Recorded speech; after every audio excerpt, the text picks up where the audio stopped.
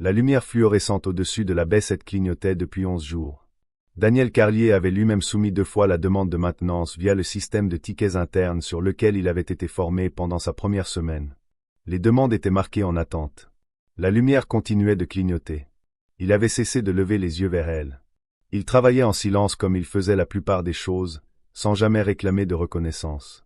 Ce soir, c'était un boîtier de convoyeur sur le quai de chargement est, un support fracturé qui finirait par bloquer toute la ligne de tri. Il l'avait repéré pendant sa ronde, comme il repérait toujours les choses. Non parce que quelqu'un lui avait demandé de faire une ronde, mais parce qu'il ne pouvait pas s'en empêcher. Son cerveau fonctionnait ainsi. Il détectait ce qui n'allait pas légèrement et ne lâchait pas tant qu'il n'avait pas réparé. Il était allongé sur le dos sous le boîtier, la lampe de poche entre les dents, quand il entendit la voix de Gérard derrière lui. « Carlier, tu es censé calibrer les chariots élévateurs ce soir. Pas jouer au mécanicien sur quelque chose dont personne ne t'a chargé. » Daniel sortit de sous le boîtier.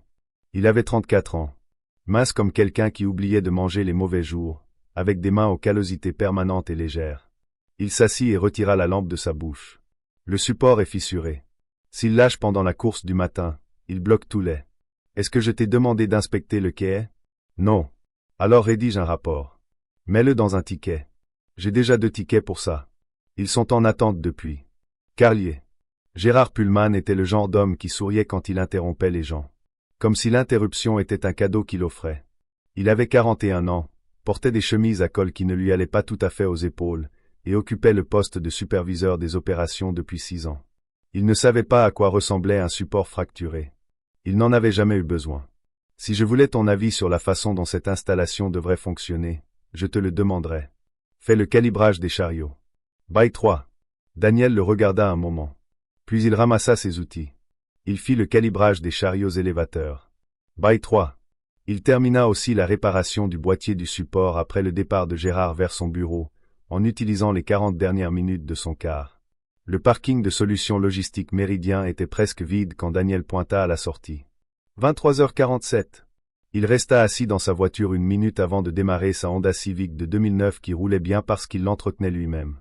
Il appuya la tête en arrière et ferma les yeux. Il pensa à Lily. Elle dormait quand la gardienne lui avait envoyé une photo à 20h30, pelotonnée dans la couverture bleue aux petites étoiles jaunes, ses cheveux noirs étalés sur l'oreiller, une main glissée sous la joue, comme elle dormait toujours. À 6 ans, elle appelait ça sa pause de réflexion, et elle affirmait que ses meilleures idées lui venaient ainsi. Il la croyait. Il démarra la voiture. Le trajet jusqu'à la maison durait 23 minutes par bonne soirée. Il prit l'autoroute parce que les rues secondaires ajoutaient 7 minutes et chaque minute comptait avec une gardienne qui facturait par demi-heure après minuit. Il conduisait sans radio. Il préférait le silence. Il avait appris à l'apprécier dans les années suivant la mort de Claire. Non parce que c'était confortable, mais parce qu'on finissait par manquer de façon de le combler. Claire était partie depuis 4 ans maintenant. Cancer du pancréas, rapide et sans pitié. Lily avait été trop jeune. Elle ne se souvenait pas vraiment de sa mère. Pourtant elle posait des questions sur elle avec le soin précis des enfants de 6 ans qui sentent l'importance des choses. À quoi sentait maman? Ses cheveux étaient-ils raides ou bouclés? Aimait-elle les chiens? Daniel répondait à chaque question. Il gardait une photo de Claire sur le réfrigérateur, assez basse pour que Lily puisse la voir. Et à côté, une des 3 sur la côte. Lily, pas encore âgée d'1 an, plissant les yeux au soleil. Il avait été ingénieur mécanique auparavant, pas technicien de maintenance. Il concevait des systèmes porteurs pour une entreprise d'infrastructure de taille moyenne, le genre de travail qui nécessitait 3 écrans et une équipe de 7 personnes. Mais après la mort de Claire, il n'y avait plus d'équipe, plus de nuits en déplacement, plus de week-ends perdus en calcul. Il n'y avait que Lily, alors il avait descendu les échelons, pas latéralement, mais tout droit vers ce qui lui permettrait d'être rentré à minuit. Méridien l'avait pris. Le salaire était environ la moitié de ce qu'il gagnait avant. Il n'en avait parlé à personne chez Méridien. Il avait un diplôme d'ingénierie mécanique. Cela ne semblait pas être une information qu'il saurait utiliser. Il arriva au complexe d'appartements à minuit 9. Il paya la gardienne, Nora, une étudiante du couloir, qui était gentille avec Lily de la façon simple et ouverte des jeunes. Il vérifia Lily, toujours dans sa pose de réflexion, toujours sous la couverture aux étoiles jaunes, et resta dans l'embrasure de sa porte plus longtemps que nécessaire. Il alla se coucher. Il ne dormait pas beaucoup. Il ne dormait jamais beaucoup. Il commença à pleuvoir à 21h40 le soir suivant. Pas une pluie légère. Le genre qui arrive vite et de côté. Le genre qui transforme l'autoroute en fond de rivière. Les essuie-glaces de Daniel étaient à pleine vitesse et ce n'était toujours pas suffisant. Il avait Lily sur la banquette arrière. Elle l'avait accompagné ce soir. Inévitable. Parce que Nora avait un examen et la gardienne de secours n'avait pas répondu. Et elle s'était endormie avant même la bretelle d'accès, comme Lily gérait les choses qu'elle jugeait ennuyeuses. Elle était pratique ainsi. Il posa la couverture de son siège auto sur elle. Il conduisait prudemment. Il conduisait toujours prudemment. Il gardait 3 longueurs de voiture de distance, surveillait sa vitesse et restait dans la voie de droite quand il le pouvait. Il était dans la voie du milieu quand il vit les feux. D'abord les feux de freinage. Trop vifs, trop soudains, une gerbe de rouge dans la pluie et l'obscurité. Puis quelque chose de plus grand, une berline argentée. Peut-être une Mercedes récente qui se comportait mal. Trop rapide pour les conditions. L'arrière dérapant sur le mouillé. Il regarda cela arriver dans cette étrange lenteur. Les urgences semblaient toujours arriver ainsi. La trajectoire de la voiture partant de côté. Puis la glissière de sécurité, le son lui parvenant une demi-seconde plus tard. Un long cri de métal. Puis un craquement qui semblait venir de sa propre poitrine. La voiture fit un tonneau. Cela arriva une fois, paresseusement, presque gracieusement, et s'immobilisa sur le toit dans la voie de droite, 20 mètres devant lui. De la vapeur montait du compartiment moteur. Et puis très vite autre chose monta dessous, pas de la vapeur. Orange. Il freinait déjà. Il se rangea sur l'accotement. Feu de détresse allumé, et resta exactement 3 secondes. 3 secondes suffirent pour regarder les autres voitures, 4 ou 5, également arrêtées, personne ne bougeant vers l'épave. Suffirent pour voir que le feu était au bloc moteur et s'étendait. Suffirent pour regarder dans son rétroviseur Lily, toujours endormie. Suffirent pour prendre la décision. Il laissa la voiture tourner. Le chauffage était allumé. Les portes verrouillées de l'intérieur. Il détacha sa ceinture, se pencha en arrière et resserra très doucement la couverture autour de sa fille sans la réveiller. Il ne s'autorisa pas à hésiter ensuite parce qu'il savait que l'hésitation, une fois invitée, emplissait tout l'espace disponible. Il sortit sous la pluie. La chaleur le frappa avant qu'il n'atteigne la voiture, un mur, même sous la pluie, le repoussant avec une force physique qu'il n'avait pas prévue. Le feu dévorait maintenant le tiers avant du véhicule. Il progressait vers l'habitacle. Il voyait quelqu'un à l'intérieur affaissé contre ce qui avait été le plafond, cheveux pendants, un bras visible, immobile. Il évalua en quelques secondes. La voiture était retournée. La vitre côté conducteur était brisée. Le cadre de porte était voilé mais pas complètement, ce qui signifiait que la porte pouvait encore s'ouvrir, ou pas. La ceinture de sécurité serait sous tension, bloquée par l'inversion. Il aurait besoin de quelque chose pour la couper. Il avait un multi-outil sur son porte-clés. Il en portait un depuis ses 19 ans. Il fit le tour de la voiture rapidement, testant la chaleur avec son avant-bras.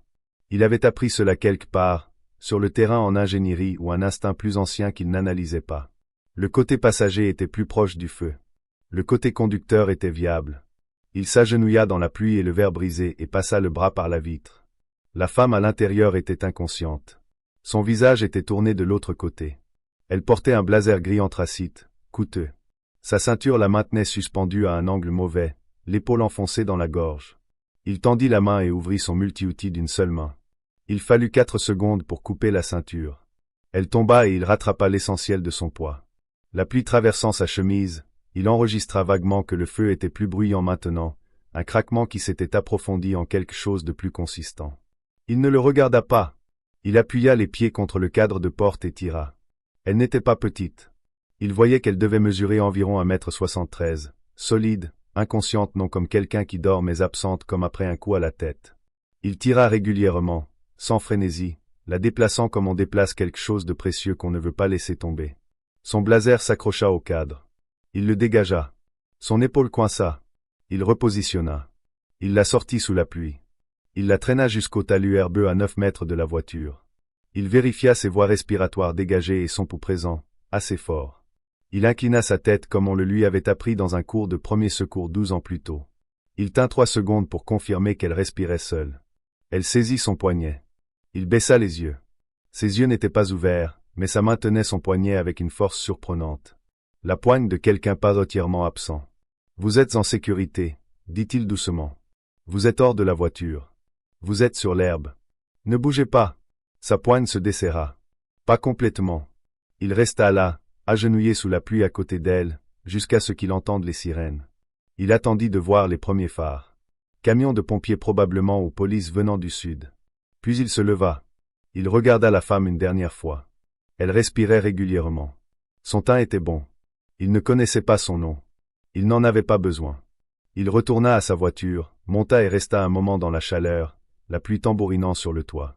Sur la banquette arrière, Lily dormait dans sa pose de réflexion. Il passa en marche et rejoignit lentement l'accotement, puis trouva l'ouverture pour s'insérer sur l'autoroute. Il était rentré à 00h30. Il accrocha sa chemise trempée sur la tringle de douche. Il s'assit sur le bord de la baignoire une minute. Il alla se coucher.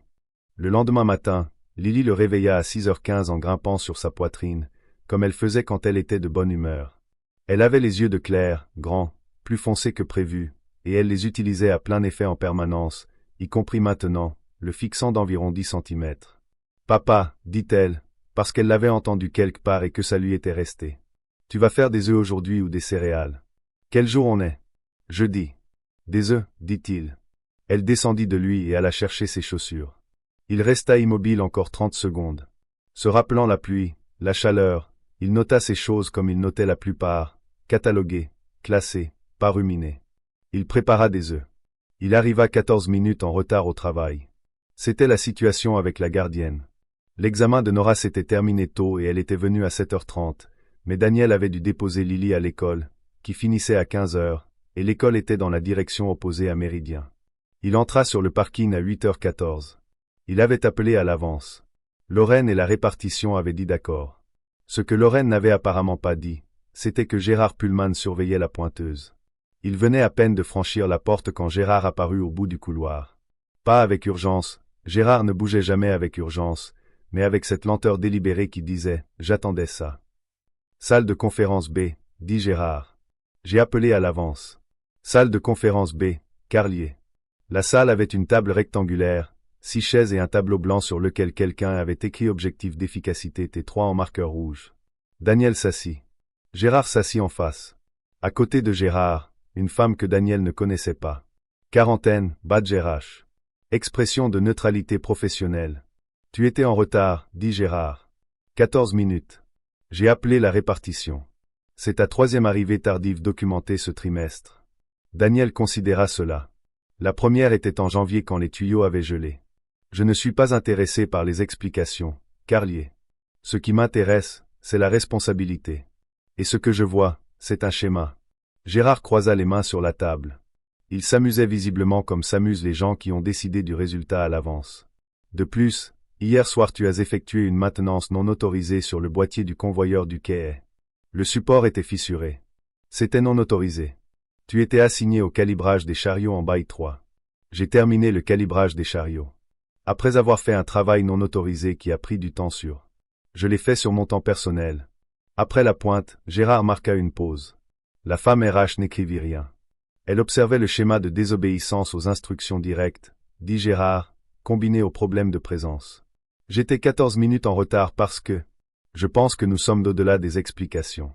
Gérard glissa une seule feuille de papier sur la table. Méridien met fin à ton emploi, avec effet immédiat. Tu recevras 2 semaines d'indemnité comme prévu dans ton contrat. Veuillez rendre ta carte d'accès et tout bien de l'entreprise avant de partir. Daniel regarda le papier.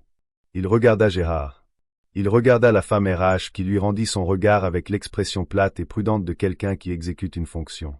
Il pensa brièvement à dire ce qu'il voulait dire sur le support, les tickets en attente, les 11 jours de lumière fluorescente clignotante, les 3 ans passés à repérer ce que tout le monde ratait.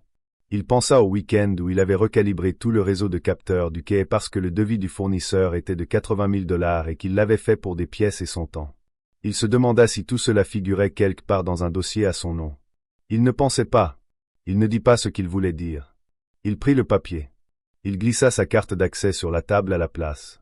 Il se leva, sortit de la salle de conférence B, longea le couloir, traversa le parking et monta dans sa voiture. Il resta assis là. Son téléphone vibra. Un texto de l'école de Lily, une photo du projet du matin de sa classe. Lily tenant un dessin d'une maison avec un grand soleil orange au-dessus et 2 personnages devant. Elle les avait étiquetés dans son écriture soignée et irrégulière de première année, moi et papa. Il regarda la photo longtemps. Il démarra la voiture. Victoire High s'était entendu dire qu'elle avait de la chance environ 40 fois au cours des 18 dernières heures, et cela commençait à l'agacer légèrement. Elle savait qu'elle avait de la chance. Elle avait vu les images. Le médecin des urgences avait expliqué en termes mesurés ce qui serait arrivé si le feu avait atteint l'habitacle. Elle comprenait parfaitement les mathématiques de sa survie. Ce qui l'agaçait n'était pas cela.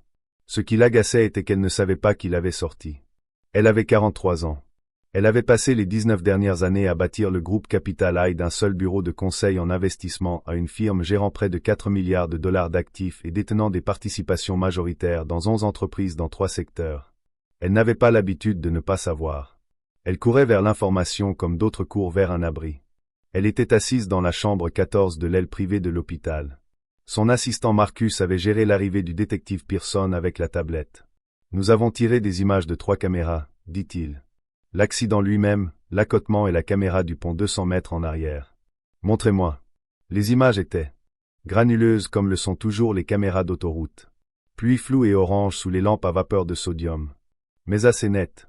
Elle regarda sa voiture faire ce qu'on lui avait dit qu'elle avait fait, et essaya de ressentir quelque chose de clinique. Puis elle regarda une silhouette sortir d'un véhicule sur l'accotement et marcher vers l'épave. Il se déplaçait avec l'efficacité tranquille de quelqu'un qui avait décidé et exécutait simplement. Pas de course, pas d'hésitation. Elle le regarda s'agenouiller près de sa voiture. Elle le regarda travailler. Il y est environ 90 secondes, dit Pearson, extrait la victime, vous, et la déplace sur le talus. Reste avec elle jusqu'à l'arrivée des premiers secours, puis retourne à son véhicule et part avant que quiconque puisse lui parler. Il est parti, répéta Victoire, avant que quiconque puisse obtenir son nom. Mais il avait une voiture, une Honda Civic de 2009. Oui, plaque partielle, nous travaillons sur une correspondance complète. Il y avait aussi un enfant dans le véhicule. Un siège auto orienté vers l'arrière était visible sur l'une des images précédentes. Il avait un enfant dans la voiture.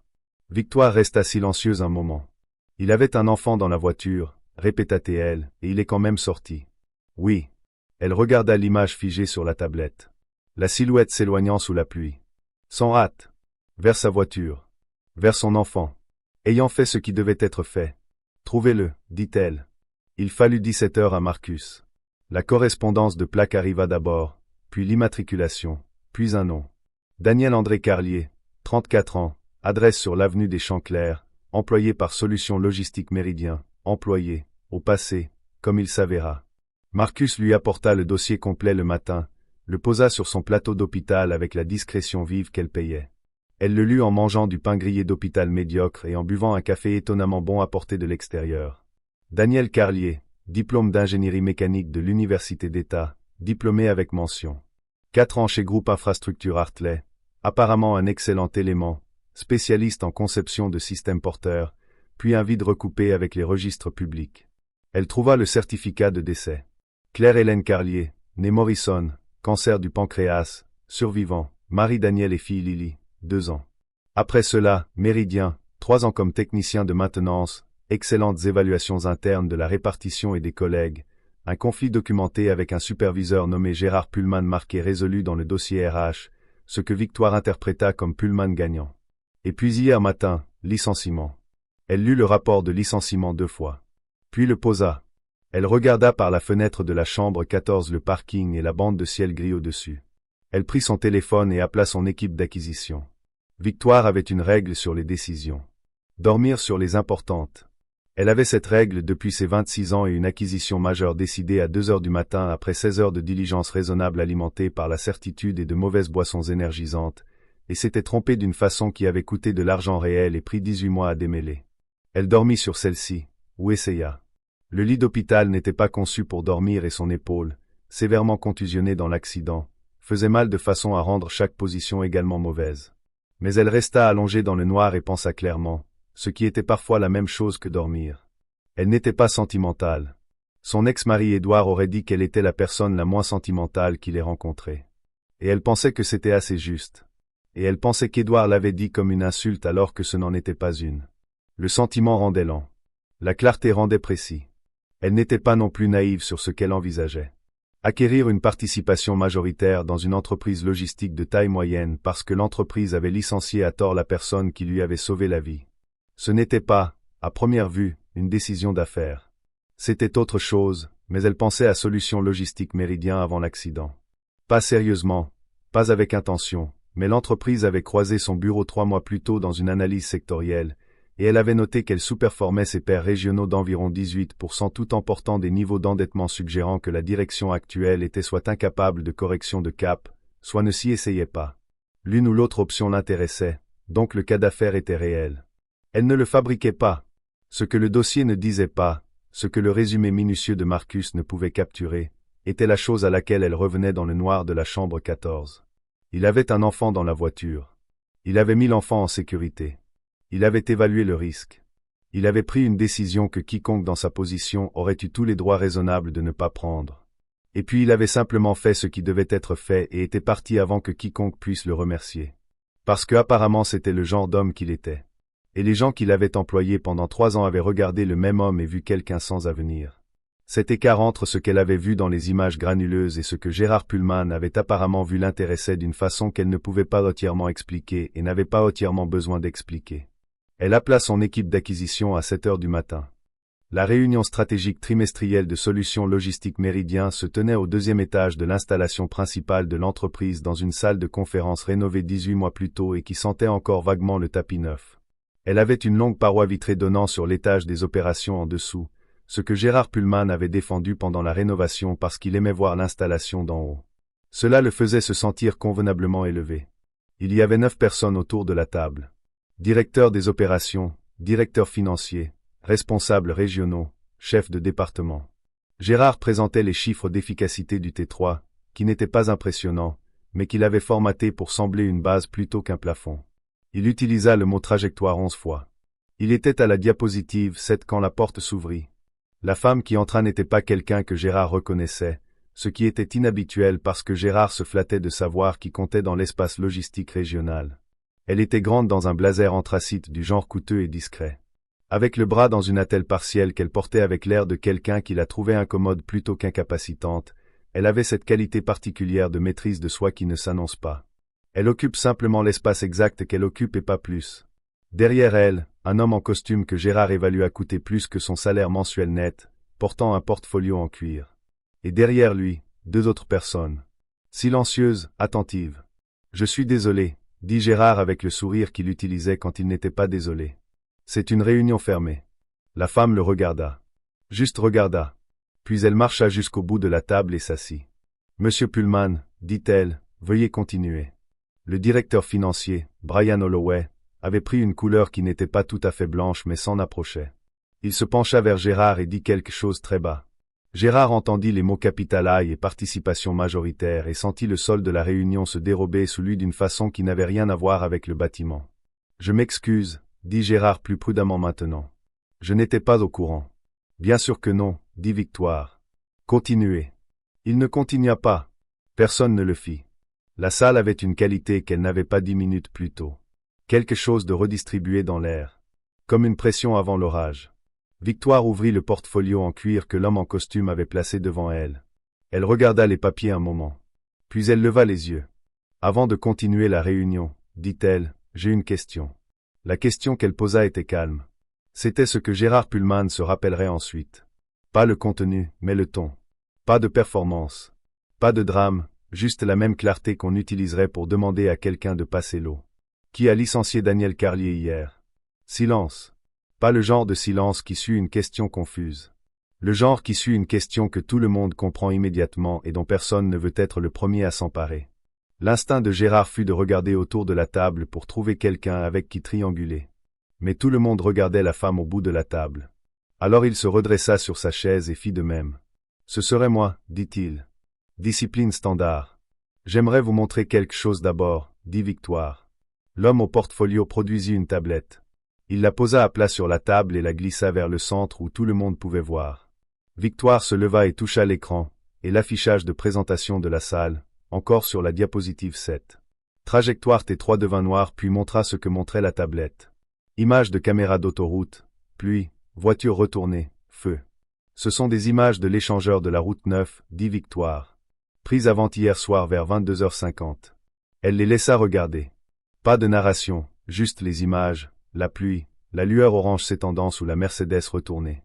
Puis la silhouette sortant de la voiture sur l'accotement, marchant vers elle. Gérard reconnut la Honda Civic du parking. Pas consciemment, Il n'avait jamais remarqué spécifiquement la voiture de Daniel, mais une partie de lui l'enregistra. Les images durèrent 90 secondes. La silhouette travailla sur la porte, extrait la personne, la déplaça sur l'herbe, resta, partit quand les lumières furent visibles. Victoire arrêta les images. Cette femme, dit-elle, c'est moi. Elle laissa cela poser un moment. Elle était bonne pour laisser les choses poser. L'homme qui m'a sorti de cette voiture était Daniel Carlier. Il avait sa fille de 6 ans sur la banquette arrière de son véhicule. Il l'a sécurisée, a évalué la situation et est entré dans une voiture en feu pour extraire quelqu'un qu'il n'avait jamais rencontré. Il est resté jusqu'à confirmer que je respirais et que les services d'urgence arrivaient. Puis il est parti sans donner son nom, sans attendre que quiconque le remercie. La salle était très immobile. Le lendemain matin, continua Victoire, il était 14 minutes en retard au travail. Il a ensuite été licencié par M. Pullman pour ce retard et pour avoir effectué ce qui a été qualifié de maintenance non autorisée, maintenance qui, selon vos propres journaux d'équipement, a empêché une panne dans le système de convoyeur du quai et qui aurait coûté à cette entreprise environ 47 000 $ en temps d'arrêt et réparation. Elle regarda Gérard. Gérard eut la sensation d'être d'un genre très spécifique de tort. Le genre qui n'a pas de bons arguments disponibles. Je veux être précise sur ce que je vous dis, dit Victoire. Je ne vous dis pas que vous auriez dû faire une exception pour Daniel Carlier parce qu'il m'a sauvé la vie. Je vous dis que la décision de le licencier était mauvaise avant tout cela. Le sauvetage est un contexte supplémentaire. Elle ferma le portfolio. Les images ont été partagées avec les médias locaux. Elles seront publiées demain. L'histoire de ce que Daniel Carlier a fait sera publique demain matin. Et l'histoire de ce que cette entreprise lui a fait 12 heures plus tard le sera aussi. Elle marqua une pause. Je m'en suis assuré. Gérard ouvrit la bouche. Monsieur Pullman, dit calmement le directeur financier 2 sièges plus loin. Je ne pense pas que ce soit le moment. Gérard ferma la bouche. Avec effet aujourd'hui, dit Victoire.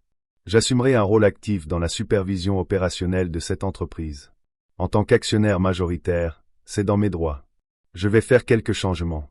Elle regarda la salle, chaque visage à tour de rôle, sans hâte. Certains de ces changements seront du personnel. Nous aurons des conversations individuelles à ce sujet cette semaine. Elle prit son portfolio. La réunion est terminée. Il fallut 2 heures à Marcus pour trouver l'adresse actuelle de Daniel parce que Daniel n'était listé dans aucun répertoire cherchant des gens qui voulaient être trouvés. Il était dans les anciens dossiers de son cabinet d'ingénierie, une adresse sur l'avenue des Champs Clairs, et Marcus confirma qu'elle était actuelle en recoupant l'inscription scolaire de Lily Carlier, 6 ans, à l'école élémentaire des Champs Clairs, 4 pâtés de maison de l'appartement. Victoire conduisit elle-même. Son épaule faisait mal. Elle conduisit quand même. L'immeuble sur les Champs Clairs était un immeuble de 3 étages sans ascenseur, propre, pas neuf, avec un jardin communautaire dans la petite cour avant dont quelqu'un s'occupait clairement.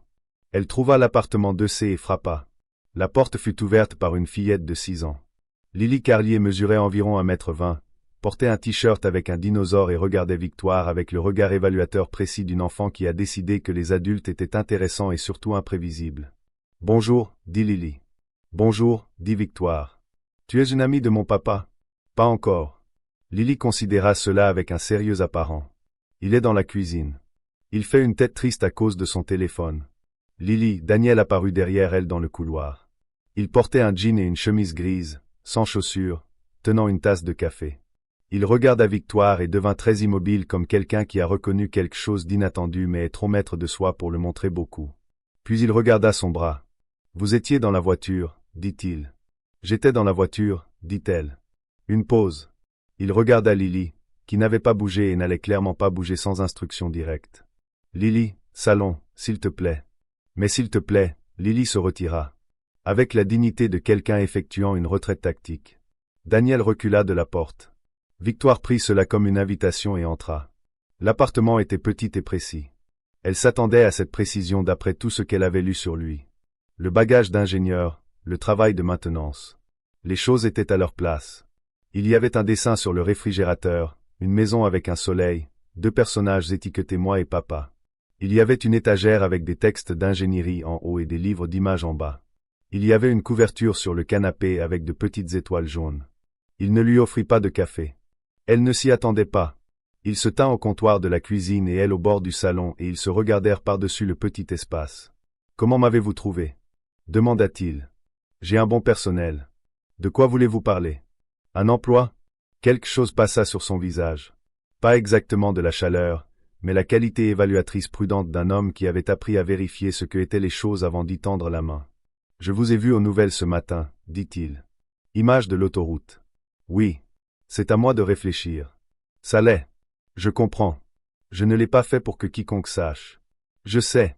Je ne voulais pas. » Il s'arrêta. Il posa la tasse sur le comptoir. Il se tourna pour regarder par la fenêtre au-dessus de l'évier. « Ma fille était dans la voiture, dit-il doucement. Je sais. J'ai presque pas sorti. Cela l'a surpris. Elle attendit. Je suis resté assis là 3 secondes, dit-il, à faire les calculs. Et si la voiture explosait pendant que j'étais à l'épave? Et si Lily se réveillait et que je n'étais pas là? Et si je ne pouvais pas vous sortir et perdais les 3 secondes que j'aurais pu utiliser pour partir? Il regarda par la fenêtre, pas elle. Et puis j'ai pensé, et si je ne fais rien et que vous mourrez? Et que ma fille grandisse en sachant que son père a fait le calcul et est parti. Alors je suis sorti. Il dit. Victoire avait été dans des salles de négociation pendant 2 décennies. Elle avait appris à ne pas remplir le silence de mots quand les mots étaient la mauvaise chose. Elle attendit. Daniel se tourna de la fenêtre. Quel genre d'emploi? Dit-il. La conversation dura 1h15. Lily émergea 3 fois. Une pour de l'eau. Une pour montrer à Victoire un dessin de ce qu'elle décrivit comme un dragon, mais aussi un peu un chien. Et une simplement pour s'asseoir sur le canapé à portée d'oreille. Ayant évalué que les adultes faisaient quelque chose d'assez intéressant. Victoire lui offrit un poste de directeur des opérations, infrastructure technique. Ce n'était pas un emploi de maintenance. C'était en fait substantiellement plus proche de ce qu'il faisait chez Hartley Infrastructure. Avec une équipe, une portée réelle, et un salaire plus proche du double de son salaire chez Méridien. Il aurait de la flexibilité sur son horaire, heure de base oui, mais le genre de poste où on livrait des résultats, pas de la présence, dit-il. Non, pas immédiatement. Il y réfléchit un moment, mais clairement. J'apprécie ce que vous essayez de faire, dit-il. Mais je ne veux pas être la personne que vous avez sauvée parce que vous vous sentiez redevable. Ce n'est pas ce que c'est. Qu'est-ce que c'est alors? C'est une décision d'affaires. Je restructure une entreprise. J'ai besoin de quelqu'un qui peut diriger les opérations techniques et ne tolérera pas des systèmes qui échouent parce que personne ne faisait attention. Vous avez passé 3 ans chez Méridien à faire. Attention à des choses dont personne ne vous avait chargé. C'est le profil que je cherche. Vous pourriez trouver ça n'importe où. Je peux trouver de la compétence n'importe où. Je ne peux pas trouver cette combinaison spécifique de compétences et de la décision de sortir de la voiture. Il la regarda. Sortir de la voiture, dit-elle, n'est pas quelque chose que j'essaie de récompenser. Ce n'est pas une monnaie. C'est une donnée sur qui vous êtes. Et qui vous êtes est ce que j'embauche. Lily, du canapé, dit sans lever les yeux de son dessin. Elle fait de bons points. Papa! Daniel regarda sa fille. Quelque chose sur son visage se déplaça, la chose gardée contre elle-même. Cédant juste un peu. J'aurais besoin de l'horaire par écrit, dit-il. Entendu. Et j'aurais besoin d'amener Lily parfois. L'école fermée, jour de neige. Elle est malade. Je peux travailler avec un enfant dans l'immeuble, mais pas si ça doit être un problème. Victoire regarda Lily, qui avait levé les yeux de son dessin et regardait maintenant avec l'attention franche et brillante de quelqu'un qui savait être au centre de la discussion. Elle peut avoir un bureau, dit Victoire. Lily retourna à son dessin. Je veux un rouge, dit-elle. Le jour où Daniel Carlier entra pour la première fois dans les bureaux régionaux de Capital High, c'était un jeudi d'octobre, 6 semaines après la nuit sur l'autoroute. Les bureaux étaient au 14e étage d'un immeuble du quartier financier. Pas neuf, mais bien entretenu. Le genre d'endroit où les choses fonctionnaient parce que quelqu'un les maintenait en fonctionnement. Il le remarqua. Il remarqua le mécanisme de l'ascenseur quand ils montèrent dedans. La façon lisse dont les portes se scellaient. Le calibrage qui gardait la cabine exactement au niveau du sol.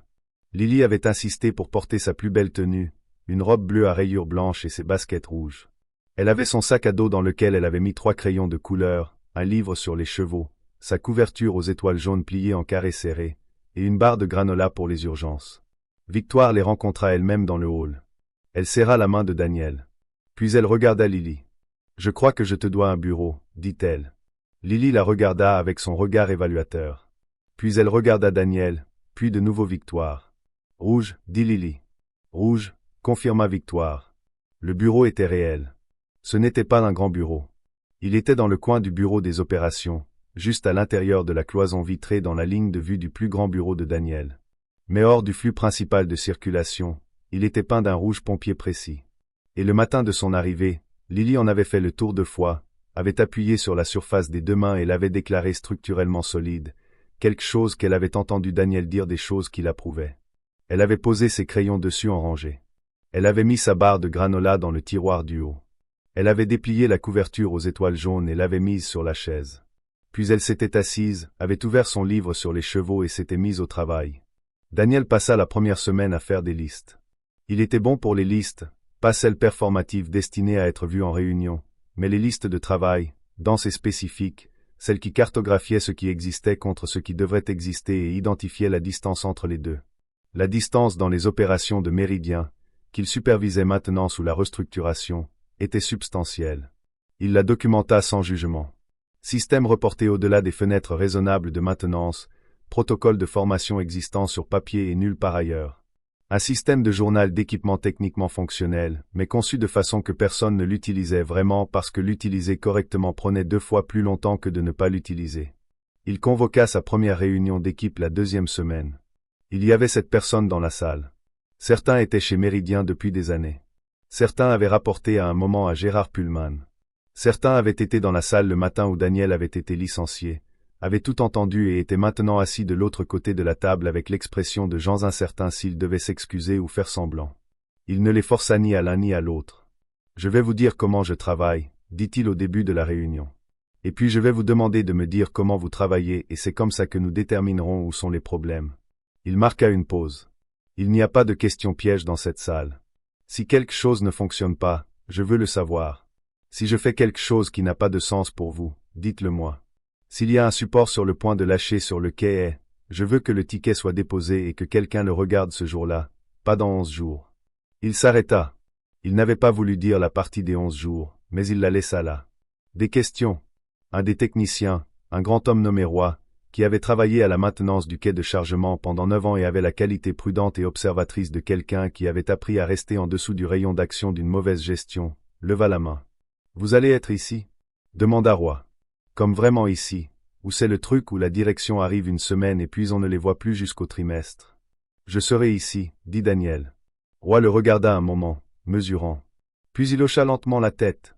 Le hochement d'un homme décidant de croire quelque chose provisoirement. « D'accord, » dit Roy. « Voici ce qui est vraiment cassé. » Il prenait le déjeuner à son bureau la plupart des jours, ce qui signifiait qu'il le prenait près du bureau rouge de Lily, ce qui signifiait que le déjeuner était rarement silencieux. Lily avait des opinions sur tout ce qu'elle lisait, tout ce qu'elle avait dessiné ce matin, tout ce qu'elle avait observé depuis son coin du bureau des opérations.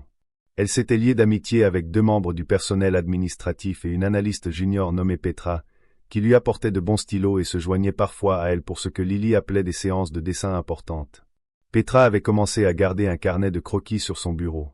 Un vendredi après-midi de novembre, Daniel travaillait sur une revue de contrat fournisseur quand Lily apparut à côté de son bureau avec quelque chose sur le visage. « Quoi ?» dit-il. « J'ai une question, » dit-elle. « Sur les sentiments. »« D'accord. Quand quelque chose est dur pendant longtemps et puis ça s'améliore, » dit-elle avec la précision de quelqu'un qui a tourné une pensée pendant un moment, « est-ce qu'il faut être triste pour la partie dure ou est-ce qu'on peut juste être heureux pour la partie meilleure ?» Il considéra la question sérieusement parce qu'elle l'avait posée sérieusement. « On peut être les deux en même temps, » dit-il. « C'est en fait assez normal. » Elle y pensa. « Je pense que je suis surtout heureuse, » dit-elle. « Mais je me souviens de la partie dure. »« Moi aussi, » dit-il. Elle le regarda un moment de plus. Puis elle retourna à son bureau. Il resta immobile un moment. Dehors de la cloison vitrée, l'étage des opérations bougeait avec son rythme particulier. Les sons d'une installation qui fonctionnait, imparfaite, mais fonctionnant, s'améliorant de la façon incrémentale dont les choses s'améliorent quand quelqu'un fait attention. Il retourna à la revue de contrat. Victoire le trouva dans le stationnement couvert à la fin de ce même vendredi, attendant l'ascenseur avec Lily endormie contre son épaule, son sac à dos sur l'autre bras, la couverture aux étoiles jaunes pendant de sa main. Victoire avait sa propre voiture, son propre chauffeur, un horaire qui prolongeait la semaine de travail bien après 18 heures la plupart des jours. Elle était au téléphone quand elle tourna le coin et s'arrêta presque net quand elle les vit. Elle mit son téléphone dans sa poche. Ils descendirent l'ascenseur ensemble, silencieux, le souffle de Lily le seul son. Dans le hall, Victoire tint la porte. Le chauffeur attendait au trottoir. « Elle est toujours comme ça ?» demanda Victoire. « Juste éteinte. Elle décide quand les choses sont terminées, » dit Daniel. « Et puis elle est terminée. Elle ne négocie pas avec le sommeil. » « Waouh !» Elle va être formidable. Victoire dit qu'elle l'est déjà. La voiture était au trottoir. Il ajusta Lily contre son épaule, trouva ses clés. Il regarda Victoire. Merci, dit-il. Sans élaborer. Sans qualifier. Elle lui rendit son regard. Pourquoi précisément? Pour avoir vu les choses différemment. Elle comprit ce qu'il voulait dire. Elle ne dit pas bien sûr, ou ce n'était rien. Parce que ni l'un ni l'autre n'était vrai. Et ils étaient tous deux des gens qui ne disaient pas des choses qui n'étaient pas vraies. Merci, dit-elle, d'être sorti de la voiture. Il hocha la tête une fois. Il mit Lily sur la banquette arrière. La pose de réflexion, les étoiles jaunes. Il la boucla avec la précision prudente qu'il apportait à tout ce qui lui importait. Il monta à l'avant. Il rentra à la maison dans le silence. Et c'était un genre de silence différent du silence dans lequel il vivait depuis 4 ans. Pas le silence d'absence, mais de quelque chose qui se posait, quelque chose qui avait été tenu à distance longtemps. Enfin autorisé à être proche. Lily dormait toujours. L'histoire parut le lendemain matin. Victoire l'avait minutée avec soin, non pour se protéger, mais pour laisser les faits mener plutôt que le sentiment, les images, la chronologie, le dossier de licenciement, la restructuration. Elle fut couverte d'abord par le journal régional, puis reprise largement. Commentaire mis à part, elle avait été explicite avec son équipe de communication qu'elle n'était pas intéressée par ce que les gens en disaient en ligne. Le dossier factuel était clair. Un homme avait fait une chose significative. Une entreprise l'avait maltraité. L'entreprise était corrigée. C'était tout. Dans les mois qui suivirent, Daniel ne devint pas quelqu'un de différent. C'était la chose que Victoire en vint à apprécier le plus clairement chez lui de la façon silencieuse dont elle en venait à apprécier les choses qui se révélaient vraies avec le temps. Il n'acquit pas une nouvelle opinion de lui-même proportionnelle à la nouvelle opinion que les autres avaient de lui. Il resta essentiellement la même personne qui avait soumis 2 tickets de maintenance sur une lumière clignotante et puis, quand les tickets restèrent sans réponse, avait réparé la lumière lui-même sans commentaire. Il réparait les choses. Il trouvait ce qui était cassé et le faisait fonctionner. Il créait des systèmes que les gens pouvaient réellement utiliser et il bâtit une équipe qui lui faisait confiance comme Roy avait décidé de lui faire confiance ce premier jour, provisoirement d'abord. Et puis plus complètement parce qu'il continuait de se montrer. Lily obtint un 2e tiroir à barres de granola quand le premier s'avéra insuffisant. Elle plaida pour une plante, obtint un petit succulent, le nomma Gérard, et prit la responsabilité avec grand sérieux. En décembre, le dernier jour de travail avant les congés des fêtes, Daniel quitta le bureau avec Lily à 16h30. Dans le garage de stationnement, en attendant l'ascenseur, Lily leva les yeux vers lui avec les yeux grands qu'elle tenait de sa mère. « Papa, dit-elle, es-tu heureux ?» Il y réfléchit.